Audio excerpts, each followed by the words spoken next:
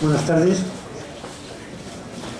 Excelentísimo señor general, jefe de la Brigada 11 Extremadura, excelentísimo señor delegado de Defensa, autoridades, queridos compañeros, amigos miembros de la Real Sociedad Económica.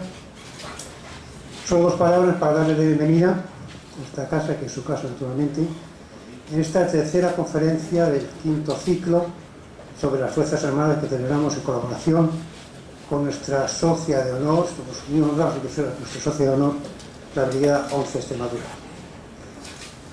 Y hoy tenemos un conferenciante de campañas, el coronel don José Pardo de Santayana, analista principal del Instituto Español de Estudios Estratégicos y miembro de una larga e ilustre saga de militares.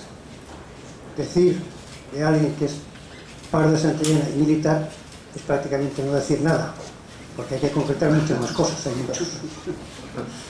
Y el tema es un tema muy interesante, que es la visión del conflicto, la versión rusa del conflicto este-oeste. Mi generación, la mayoría de los que estamos aquí, ya no es la generación de aquella de Rusia es culpable, pero sí es la generación en que en las películas sabíamos que el espía malo era el ruso y el espía bueno era el americano. Y encima el ruso solía ser el espía torpe al que el americano listo engañaba. Los espías rusos siempre eran los buenos. Y nunca acabamos de saber qué parte de eso era cierta y qué parte de eso era fantasía. Hoy día, cuando el final de la Guerra Fría ya nos queda muy lejos, las cosas han cambiado mucho. Seguimos sin saberlo. Rusia sigue siendo el gran misterio que surgió en frío. Y cuando leemos que los rusos, con el inescrutable Putin en la cabeza, estuvieron tras la campaña del perturbador presidente Trump, o los vericuetos del Brexit, o detrás de cualquier ciberataque que se precie, no sabemos muy bien a qué atenernos. Por eso es un lujo tener hoy aquí entre nosotros a una eminencia como el coronel Pardo de Santayana, que lo sabe todo sobre muchas cosas, sobre todo también sobre la guerra de la independencia, y desde luego sobre todo sobre Rusia. Y que aunque habla francés, inglés, alemán y ruso, me ha dicho que va a tener el talle de hablar en castellano, por si alguno sabe. Y como presentador tenemos nada menos que a nuestro admirado, nuestro querido general de brigada, de la Brigada Extremadura 11, don José José Dacova Cervinho. Esta tarde es indudable una tarde de gala para la económica. Solamente anunciarles que la próxima conferencia de este ciclo de temas militares será el día 26 de octubre, con una conferencia sobre conflictividad en Oriente Medio a cargo del coronel José Antonio Alventosa, que es el día 26 y se celebrará en la sala de junta de la Capitanía. Y porque me lo ha indicado el secretario general, que yo obedezco siempre, me ha dicho que meta una cuña diciendo que mañana hay una conferencia muy interesante sobre Tarteso, a la que están, por supuesto, todos ustedes invitados. Muchas gracias. Tomamos nota.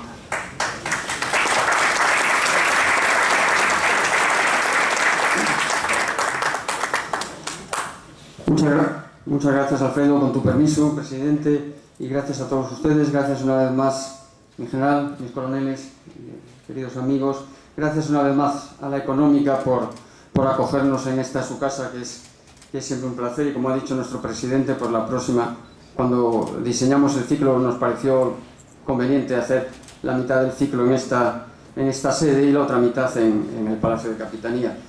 Y efectivamente, la dará el coronel jefe del regimiento que la brigada tiene en San Sebastián. Es nuestro hombre en el norte, destacado a vanguardia, más cerca de Rusia, está orientado a Centro Europa.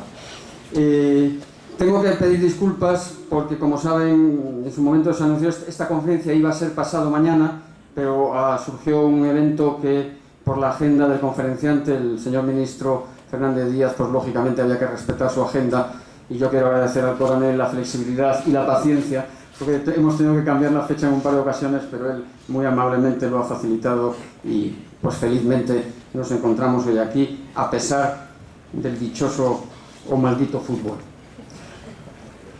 Bien, efectivamente, tras la conferencia inicial del yihadismo, recordarán que, por cierto, acabo de escuchar en las noticias que la coalición liderada por los Estados Unidos, o apoyando a las tropas kurdas han dado hoy por conquistada la totalidad de Raqqa, la capital del califa Ibrahim. Recuerdan que hablábamos de ello hace un par de semanas. Ahora se abren aquellas interrogantes de las que hablábamos. ¿Qué va a pasar ahora con el califato?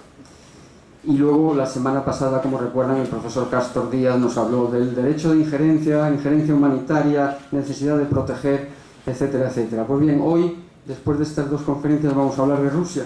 Y la primera pregunta, aunque en cierto modo ya nuestro presidente lo ha dejado perfectamente marcado, la primera pregunta es ¿por qué Rusia? Porque evidentemente podríamos haber optado, y con igual interés, por hablar de los Estados Unidos, como no, por hablar de China, por supuesto, por hablar de la región del Pacífico, donde tantos hotspots hay en este momento candentes, desde el mar de China Meridional hasta Corea del Norte, y toda la China, o India, Pakistán, o Afganistán, etcétera, etcétera. ¿Por qué no Iberoamérica, por supuesto?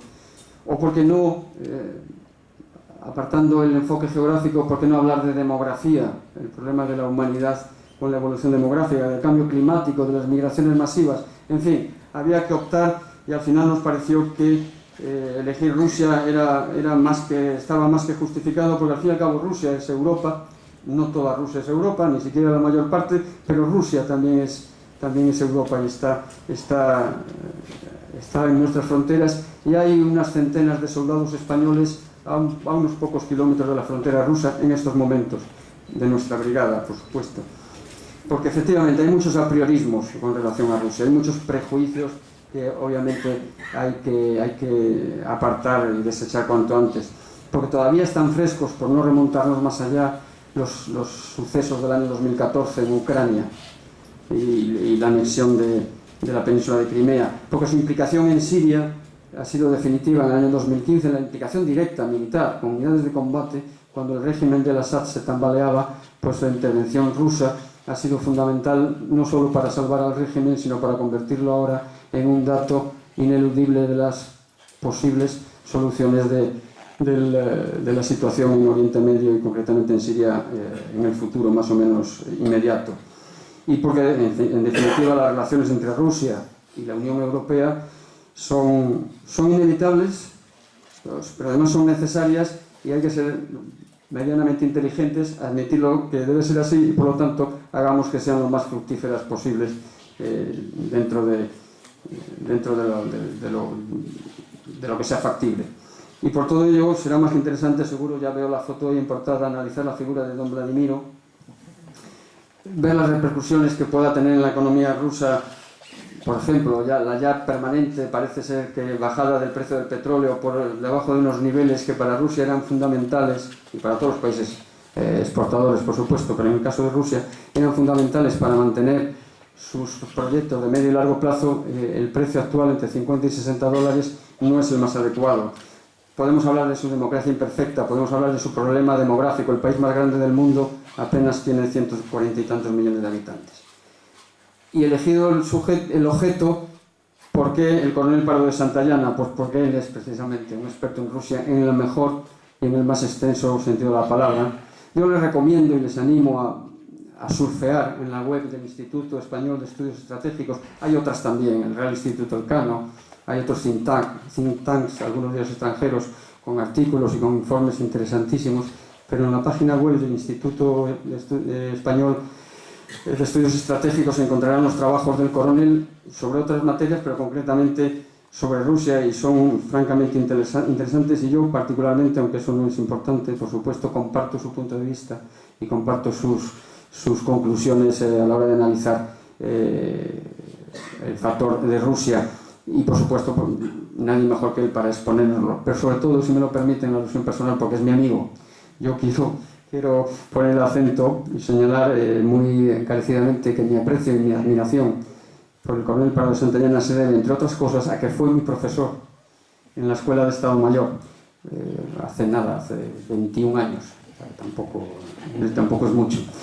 Y aún recuerdo muy agradablemente, José, las charlas en las que él nos explicaba y sobre todo nos analizaba, que es lo importante, ¿no? Y con gran maestría algunas de las batallas más importantes de la historia militar. Por eso está él hoy aquí, creo que además con toda razón. Muy brevemente, el coronel Su nombre completo es breve: José Pardo de Santillana y Gómez de Olea. Es analista principal, efectivamente, del Instituto Español de Estudios Estratégicos. Ingresó en la Academia General Militar en un año equivocado, ingresó el año anterior a mí, pero bueno, eso es algo que el tiempo ha diluido. Ha sido profesor, como les digo, de Estrategia y de Historia Militar en la Escuela de Estado Mayor y luego en la Escuela de Guerra. Ha tenido sus destinos en el extranjero, en el Eurocuerpo, en Estrasburgo, en una unidad que es muy poco conocida, la famosa Brigada de Despliegue Rápido de Alta Disponibilidad de Naciones Unidas, que tenía su cuartel general en Copenhague, la Shirbrig. Y quizá como más reciente y también muy significativo ha sido agregado militar en nuestra embajada en La Habana, en Cuba. Por lo tanto, otra charla en la que podemos ya tomarle la palabra, si te parece, Alfredo, es que algún día nos venga y nos hable de Cuba, que creo que también hay materia. A lo mejor él es capaz de explicarnos qué pasa con esos ruidos que están acabando con el tímpano de la delegación diplomática norteamericana. Ha participado también, lógicamente, en numerosas misiones internacionales, en Angola en 2 ocasiones, en Haití, en Bosnia y Herzegovina, en Kosovo. Es máster de Relaciones Internacionales por la Fundación Ortega y Gasset, es diplomado de Altos Estudios Internacionales, me alegro de coincidir también con esto contigo, José, en la Sociedad de Estudios Internacionales, y también es significativo, dado el tema que hoy nos va a exponer, y realizó en su momento un curso de lengua rusa en el Instituto Pushkin de Moscú, cuando aquello era todavía la Unión Soviética, si no me equivoco. Tiene varios premios por su producción de artículos y de informes, en 2 ocasiones de la revista Ejército, premio Hernán Pérez de Pulgar y premio Excelencia en La Habana recientemente en el año 2015. Lógicamente de esa estancia también se deriva que en la actualidad es colaborador de la Academia de Historia de Cuba y es profesor invitado en la Universidad de, no sé si esto es inglés o francés, Saint Louis o San Luis, sí. En Madrid. Y como ha dicho nuestro presidente, y como buen militar del siglo XXI, solamente habla inglés, francés, alemán, incluso ruso, lo habrán deducido. Pero lo más significativo de su currículum, aunque no está puesto aquí, es que hoy está aquí y nos acompaña su esposa Carmen, que ha tenido la delicadeza de desplazarse y de acompañarnos hoy aquí. Muy bienvenida, me alegro mucho de que estés aquí. Yo no te robo más tiempo, José, porque aquí no hemos venido a escucharnos ni a Alfredo ni a mí, y con mucho gusto te cedo la palabra. Gracias por venir. Mi general, muchas gracias.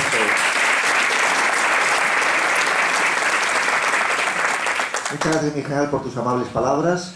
Muchas gracias, Alfredo Liñán, presidente de la Sociedad Económica Amigos del País de Badajoz, por haberme invitado a venir. Y como he puesto en el libro que me habéis pedido que firmara, creo que cualquier ocasión es buena para venir a Extremadura. Es decir, que ya eso merece la pena. Una tierra tan bonita, tan llena de historia, tan llena de interés, y además por mi interés por la guerra de independencia, pues mi deseo de venir a Badajoz, ver sus murallas, la brecha, en fin, todo lo que se puede visitar en esta ciudad, pues me hacía una ilusión muy especial.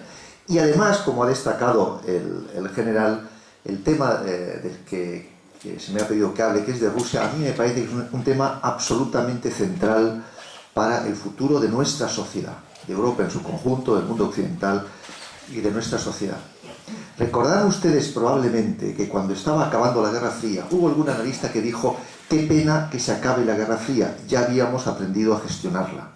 Bueno, pues ahora tenemos otra Guerra Fría que no hemos aprendido a gestionar, que no sabemos gestionar. Y ese es el problema. Entonces, las divisiones ideológicas y lo que nos diferenciaba a Occidente de Rusia era mucho más de lo que nos diferencia ahora. Ahora los elementos de confrontación son menores y, sin embargo, ahora mismo no tenemos instrumentos para gestionar ese enfrentamiento.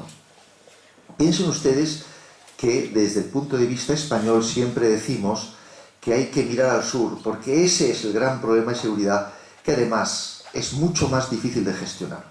Y la razón por la que Occidente, por la que Europa no mira al sur, es porque estamos demasiado fijados hacia el este. Además de ello, hay que decir que Rusia quiere entenderse con Occidente. Rusia no quiere vivir en la confrontación, pero hemos llegado a un punto donde los intereses estratégicos, tal como los percibe Rusia, los ve tan amenazados que quiere mandar un mensaje muy claro. El mensaje a nosotros, que sería: contra Rusia se vive peor. Y por tanto, si contra Rusia se vive peor, tanto ellos como nosotros, es interés de Occidente entenderse con Rusia. Y como destacaba Kissinger, decía: el gran problema que tenemos rusos y occidentales es que hay un desequilibrio muy grande en la importancia de los intereses estratégicos en juego. Lo que para Rusia es de absoluta prioridad, para nosotros es secundario. Pero estamos peleando por algo que para ellos, o por lo menos lo perciben como esencial, y para nosotros sería un asunto negociable. Y como consecuencia de ese desequilibrio, pues nos encontramos con un problema grave. Eso es un poco como la pelea de dos perros callejeros, uno grande y uno pequeño. El perro grande se siente fuerte y el perro pequeño no. Y entonces el perro pequeño es el que ladra más y es el más agresivo. Y nunca se acaba la pelea hasta que se retira el perro grande. Porque si el perro pequeño dejara de ladrar o de presentar una agresividad, el perro grande de un mordisco lo liquidaría. Pues este es otro de los problemas que tenemos con Rusia. La desproporción de fuerza entre Occidente y Rusia es tan grande que Rusia se siente obligado desde su percepción de mantener un nivel de agresividad para hacerse respetar de Occidente. Y la pregunta es, bueno, ¿y por qué creo que es oportuno hablar del punto de vista ruso y no de nuestro punto de vista? Porque para poder entenderse hay que entender a la otra parte. Y la convicción que yo defiendo, y me alegro de que el general la comparta, es que debemos entendernos con ellos. A pesar de que es un entendimiento esencialmente difícil.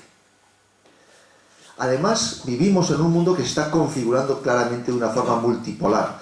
Un mundo multipolar en evolución. En este momento, las tres potencias dominantes son China, Estados Unidos y Rusia. Y probablemente en el futuro esto vaya a cambiar, porque no parece que Rusia pueda mantenerse durante mucho tiempo en ese papel de gran potencia, porque es una potencia atípica, porque no está respaldada por la economía. Es un país que realmente, por razones militares, por la enorme cantidad de armas nucleares y por el uso que hace del ejército y por la modernización de sus fuerzas armadas, se está demostrando ser una potencia. Recordarán que incluso el propio presidente Obama decía, pero ¿quién es Rusia si no es más que una potencia regional? Bueno, pues una de las cosas que Rusia quiere demostrar es que no es así, que Rusia no es una potencia regional, que es una potencia con la que hay que contar. Y en ese escenario, como digo, de multipolar, que ya el escenario hegemónico norteamericano ha quedado liquidado, Rusia es un papel clave. Y Rusia es un país, digo, un papel clave, es un país clave en un escenario donde el conjunto de preocupaciones de seguridad, de preocupaciones de orden estratégico es enorme. Y no se pueden abordar todos los problemas a la vez. Piensen en la cuestión de la proliferación nuclear, piensen incluso en el cambio climático, piensen ustedes en el combate contra el intento de consolidar la ciberseguridad en el mundo, luchar contra el crimen organizado. En todos esos escenarios hay que contar con Rusia. Si en este momento Occidente tiene además la preocupación de la emergencia de China como gran potencia que en relativamente poco tiempo, en 2 décadas, puede convertirse en la primera potencia mundial, lo que no puede Occidente pretender es estar enfrentado a todo el mundo a la vez. Y como digo, en principio, el entendimiento con Rusia no sería tan difícil porque Rusia quiere entenderse con Occidente. No obstante, se ha llegado a un punto de desconfianza tan grande, de enfrentamiento tan grande, que para poder entenderse con Rusia tiene que pasar mucho tiempo y tendrían que hacerse muchas cosas. La primera dificultad es que cuando comparamos a Europa, a la Unión Europea, con Rusia, todos son desproporciones. Si Rusia es geográficamente mucho más extensa que la Unión Europea está mucho más poblada que Rusia. Y si comparamos económicamente, estamos viendo que la Unión Europea es 10 veces más rica en términos de PIB que lo es Rusia. Quiere decir que esa desproporción hará muy difícil siempre una relación entre Rusia y la Unión Europea, y desde luego imposible la integración de Rusia en la Unión Europea. Pero es que además, si comparamos cómo Rusia interpreta el mundo y interpreta su historia y su relación con Occidente, o cómo nosotros interpretamos el mundo, la historia y nuestra relación con Rusia, ahí es donde se produce la mayor de las desproporciones. Y por eso es importante intentar entender a Rusia para ver de qué manera podemos encontrar un espacio común, para sobre ese espacio común buscar un entendimiento en el ámbito de seguridad. Se ha citado el tema de la importancia del petróleo, del gas, de los recursos naturales para la economía rusa.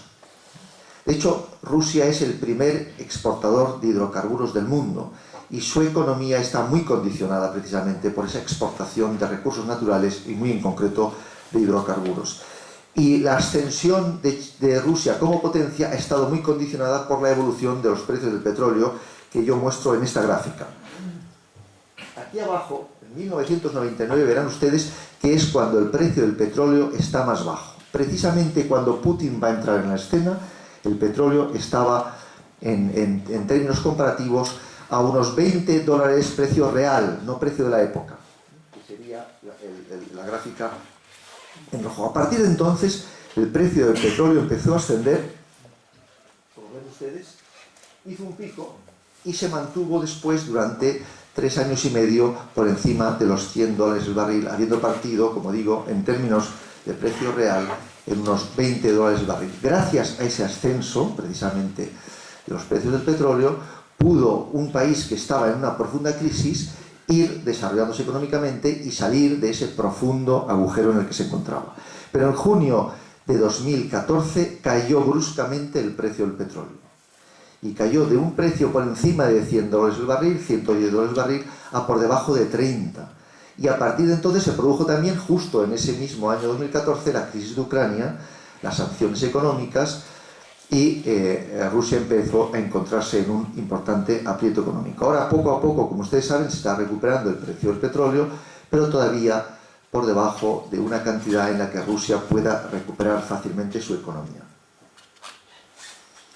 Pero para entender a Rusia hay que volver un poco hacia su historia y hacia sus condiciones histórico-geográficas.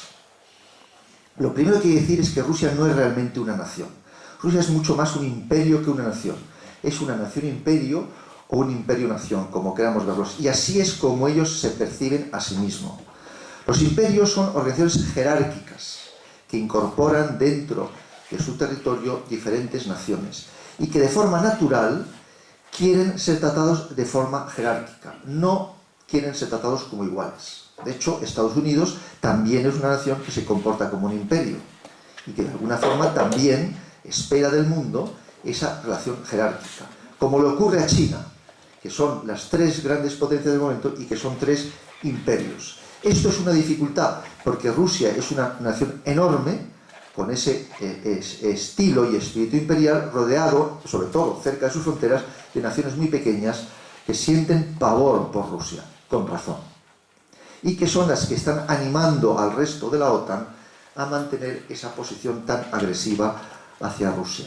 Pero en cualquier caso, ese imperio, para entenderlo, hay que empezar por la importancia que han jugado los ríos en la historia de Rusia. Cuando se piensa en Rusia se suele asociar con la estepa, ¿no? Con la estepa rusa, pero la estepa no es el territorio natural de Rusia. Los rusos, los eslavos, vivían en los bosques del norte, ¿eh? Y Rusia tiene la mejor red fluvial del mundo. De los 12 ríos más grandes del planeta, 4 están en Siberia. Y de los 7 ríos más caudalosos y grandes de Europa, 6 están en Rusia. Y esa red fluvial de la Rusia europea es la red fluvial que mejor comunica, que mejores comunicaciones tiene del mundo entero. Fíjense que la red fluvial europea-Rusia comunica 4 mares: el Ártico, el Báltico, el Caspio y el Mar Negro. Rusia es un país muy bajo y como consecuencia de eso los ríos fluyen muy despacio y todos los ríos son magníficas líneas de comunicación. Si nos fijamos en el centro de Rusia, donde está su capital, más o menos por aquí, ahí enlazan los ríos que comunican esos 4 mares. Estamos a unos 200 metros de altura, a la altura de Zaragoza. Pues desde esa altura, en todas las direcciones salen ríos y esas comunicaciones han permitido que, por el fenómeno capilar, se haya ido extendiendo el mundo eslavo y creando esa gran nación y comunicando el Báltico con el Pacífico a través de la gran aventura rusa del siglo XVI y XVII. Como consecuencia de ello, el imperio ruso es un imperio continuo, no es un imperio interrumpido por el mar.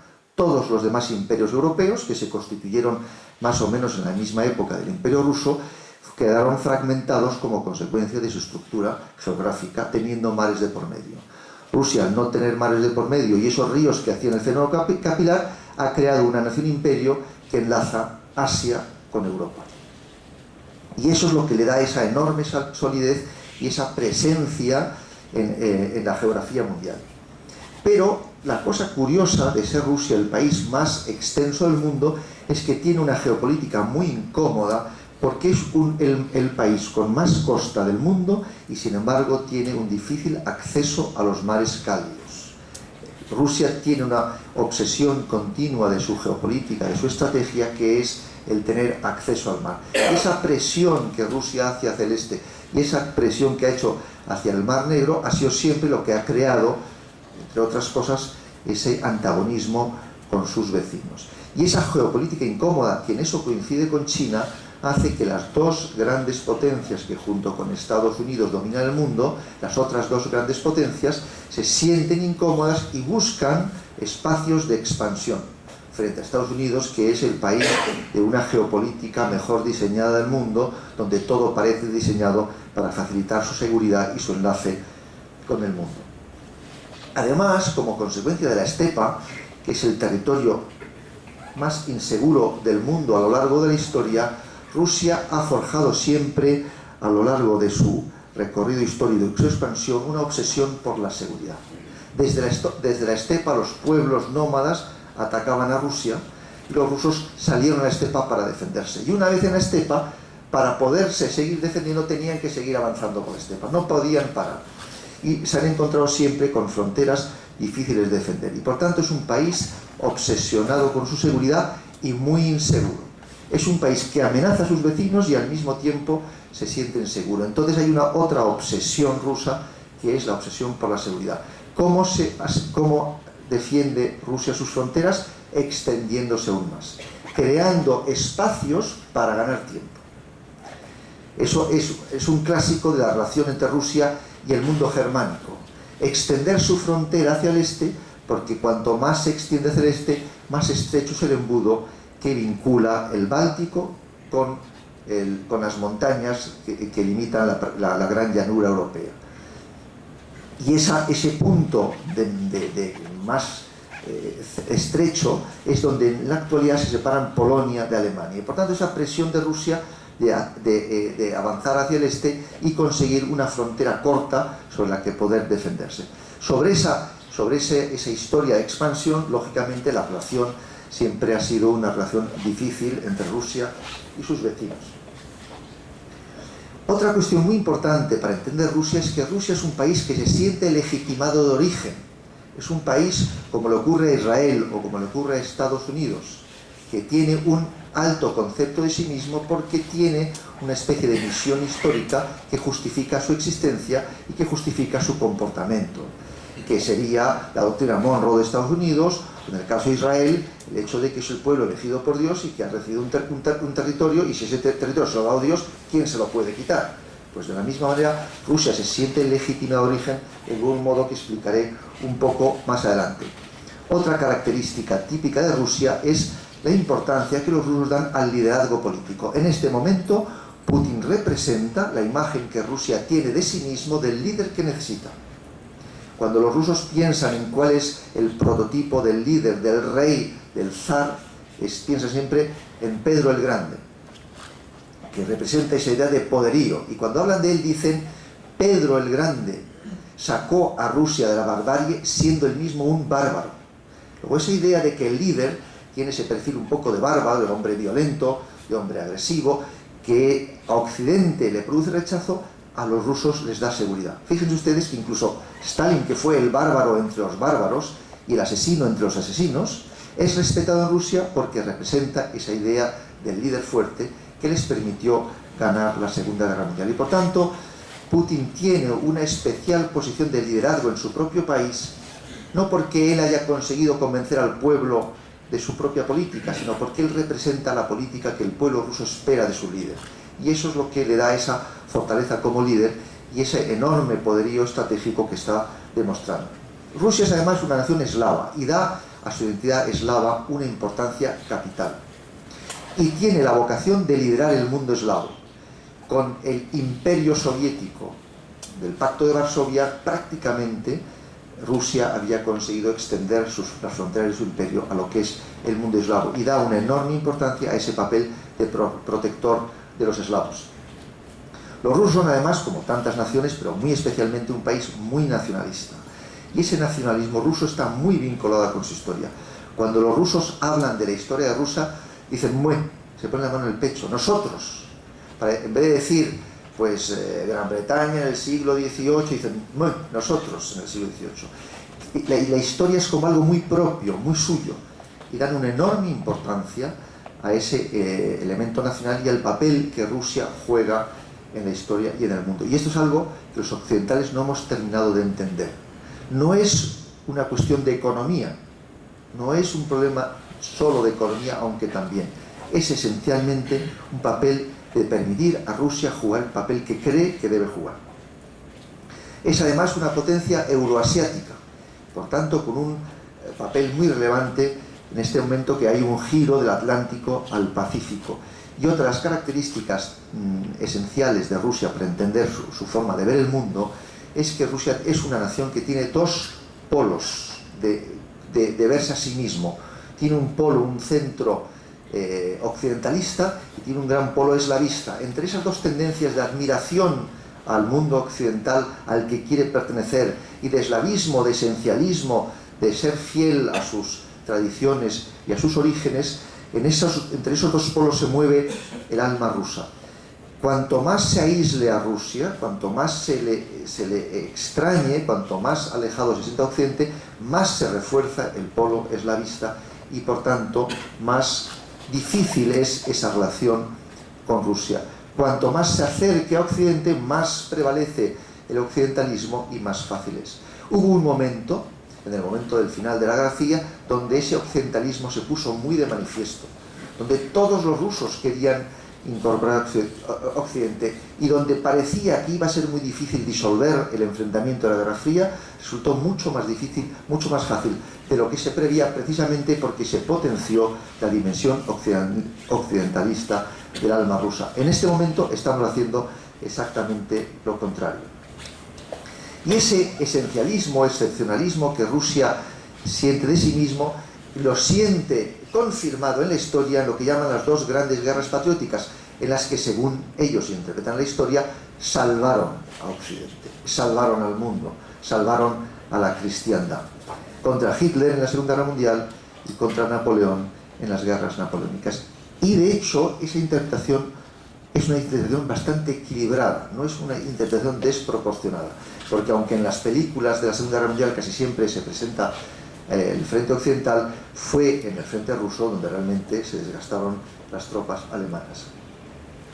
Otra cosa importante para entender el momento ruso es este monumento que en noviembre del año pasado, o sea, hace un año, erigió Putin precisamente al príncipe Vladimiro. ¿Por qué el príncipe Vladimiro en Moscú ahora?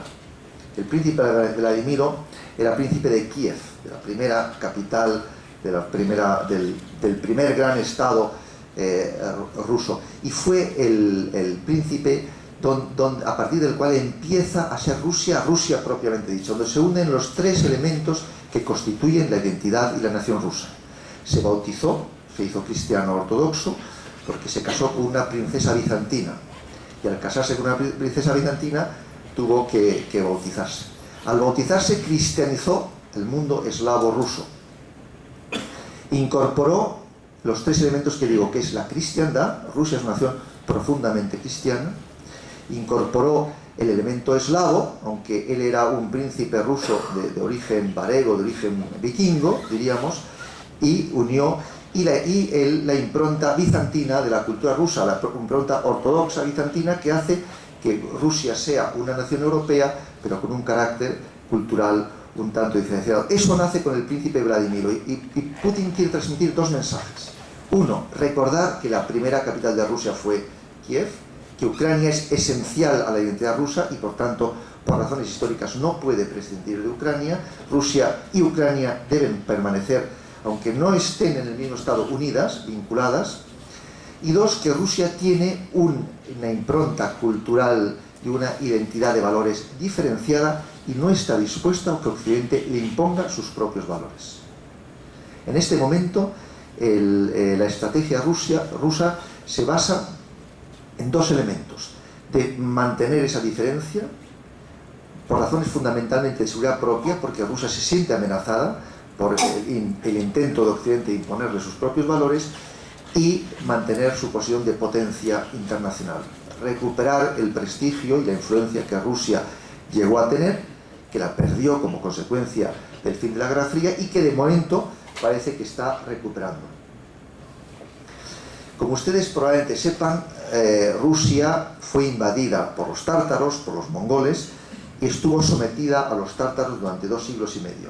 Y fue el Principado de Moscú el que empezó a unificar los principados en la lucha contra los tártaros, y quien consiguió y quien inició entonces la gran expansión del Imperio ruso. En ese momento, una parte de lo que habían sido los principados rusos va a liberarse de los tártaros precisamente desde el Báltico, desde la corona polaco-lituana. Y a partir de ese momento, el mundo ruso, lo que será Bielorrusia y Ucrania, van a tener 2 identidades separadas.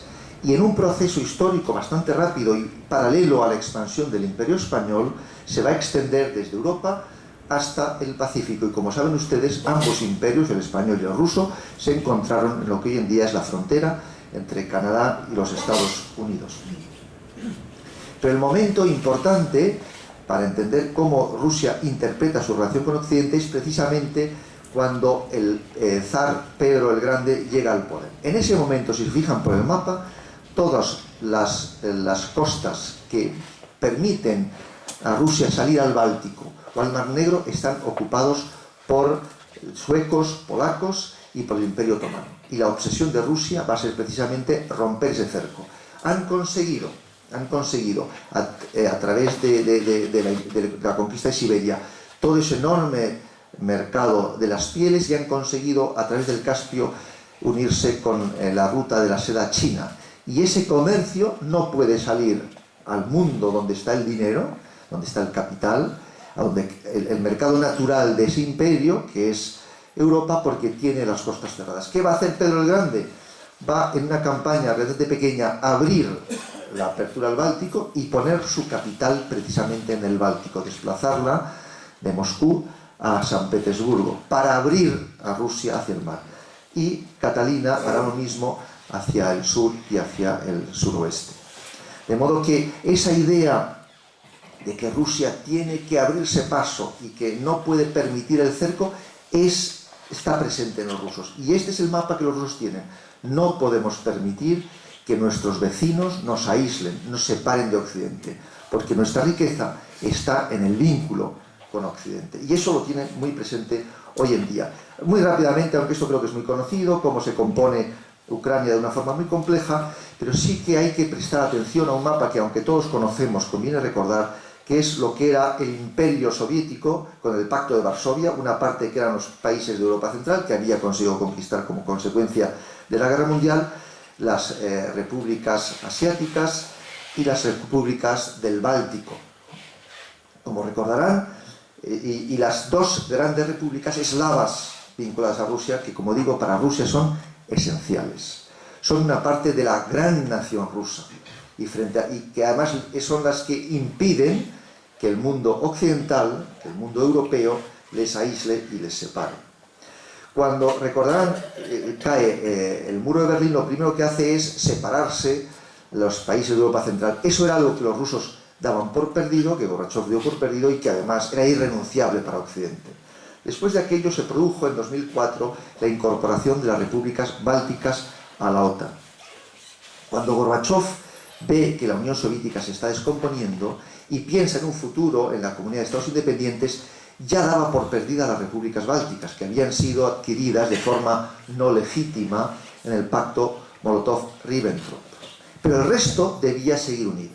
Quiere decir que Rusia, incluso de forma dolorosa, podía aceptar la pérdida de las repúblicas bálticas. Pero a partir de ese momento, todo paso que Occidente diera más hacia el este era considerado por Rusia como una tremenda amenaza. ¿Cuál fue el problema de Occidente? Que a partir de ese momento Occidente se relacionó con Rusia desde una política muy dogmática, de valores, de principios, del derecho, de soberanía, que está muy bien. Pero en la vida no basta solo con defender principios de valores, hay que defenderlos para conseguir vivir un mundo mejor. ¿Qué sentido tiene defender unos valores para vivir en un mundo peor, ¿no? Los valores tienen que estar al servicio de legar a las futuras generaciones un mundo mejor. A partir de ese momento, todo lo que se hizo fue deteriorando ya hasta un punto muy grave desde el punto de vista estratégico ruso, que sin embargo para Occidente, como digo, tenía un valor estratégico o político mucho menor. Europa debía, la OTAN, la Unión Europea, haber hecho una política mucho más bismarckiana. Ustedes saben que Bismarck hizo la guerra contra todos y después, cuando tenía lo que quería, dio garantías a todos los vecinos de que no quería más. Bueno, la OTAN y Occidente no podía haber soñado, cuando cae el muro de Berlín, en haber conseguido lo que se había conseguido en el año 2014, que Rusia dejara de ser enemigo, que los países bálticos se incorporaran de nuevo a Occidente, algo que a lo mejor para España no era importante, pero para los países escandinavos, para Alemania, era algo esencial. Si en ese momento se hubieran detenido la expansión de la OTAN en la Unión Europea, si en ese momento, como propugna Kissinger, se hubiera utilizado a Ucrania y a Bielorrusia como puente y no como puesto avanzado de uno contra el otro, sobre esa situación se podían haber encontrado acuerdos estratégicos de entendimiento entre Occidente y el mundo ruso. A partir de ahí, cualquier paso que se diera iba a ser respondido por Rusia con enorme agresividad. Y en esa lógica, digo, del débil contra el fuerte, con una agresividad desproporcionada, porque sin ella Rusia no se sentiría capaz de frenar la expansión de Occidente. Bueno, no sé qué pasa aquí ahora mismo.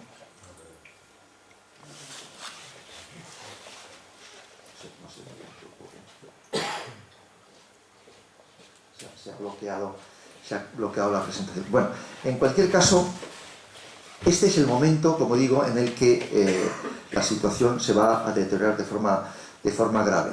Pero para entender la relación entre ambas partes hay que pensar en cuatro hitos en la relación entre el mundo ruso y el mundo occidental europeo. El primero es cuando acaba la Segunda Guerra Mundial.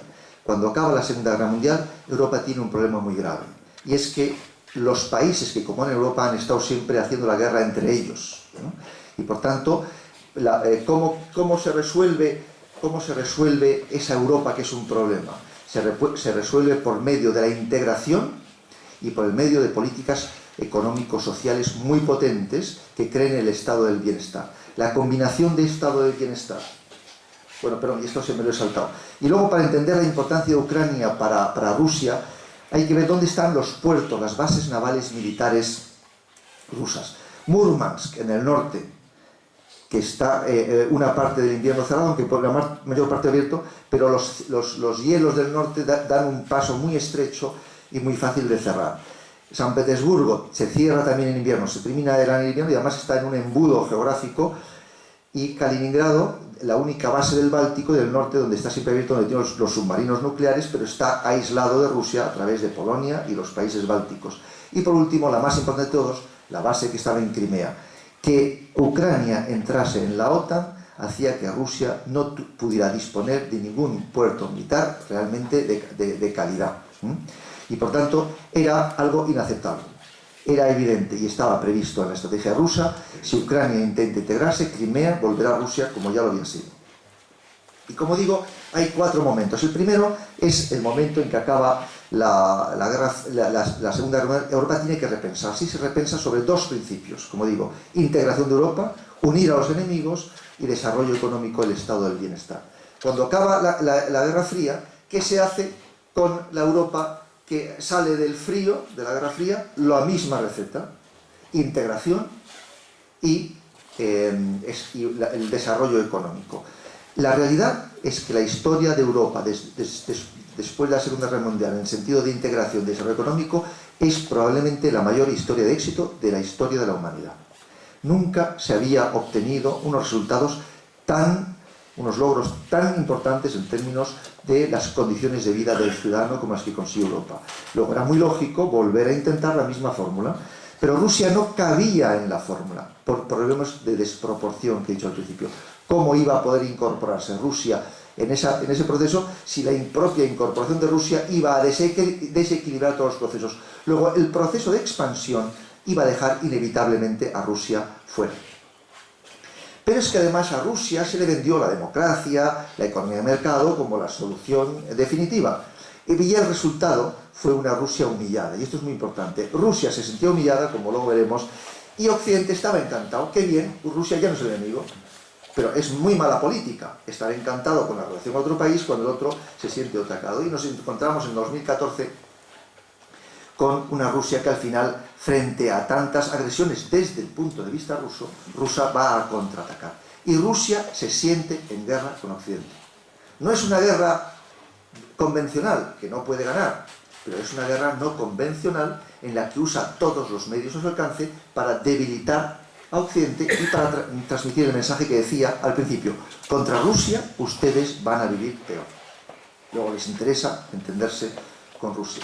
Aquí ya he explicado básicamente la situación, entrar solamente cómo se encontraba Rusia en el año 1999. Había una crisis económica brutal, incluso se estaba hablando del impago de la deuda, y el país estaba dominado por los oligarcas. Rusia se sentía militarmente humillada por la guerra de Chechenia, en la que Occidente era muy crítico con Rusia, y Rusia tenía el peligro de haber perdido no solo todas las repúblicas, no solamente el Pacto de Varsovia y los países, sino de que la Federación Rusa, que ya era un territorio complejo, empezase también a descomponerse.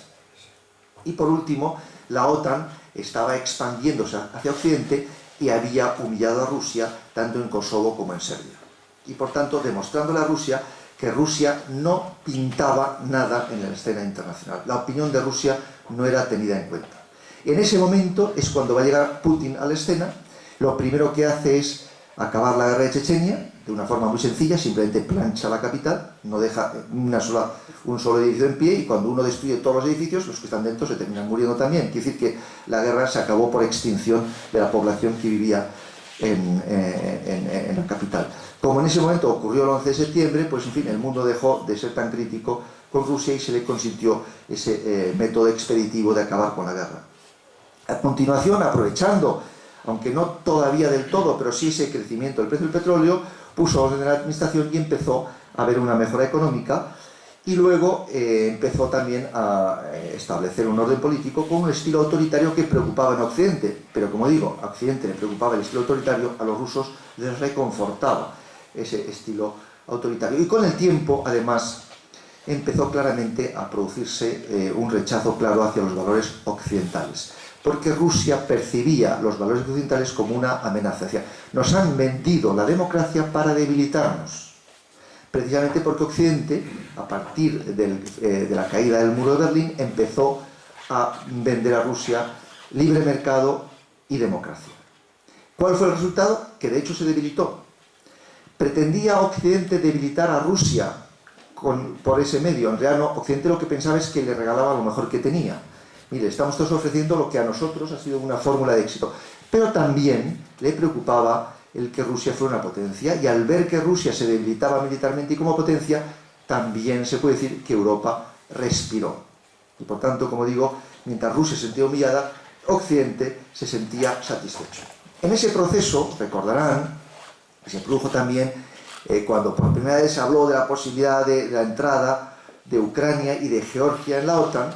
Ya reaccionó Rusia con la guerra en Georgia, en el Cáucaso, y hubo unas tensiones muy importantes que se consiguieron mitigar gracias al empeño alemán y al cambio de liderazgo en la mayor parte de los países implicados, y se volvió las aguas a su cauce. Pero ya cuando se produjo la crisis de Ucrania y cuando Rusia seguía diciendo una y otra vez a Occidente, las revoluciones de colores que ustedes tanto les satisfacen a mí me preocupan mucho, los problemas que están ocurriendo en los países vecinos, la guerra en Afganistán, la guerra en Irak, la guerra en Siria, la primavera árabe, a nosotros nos afecta muy seriamente porque están cerca de nuestras fronteras y porque Rusia tiene 20 millones de musulmanes.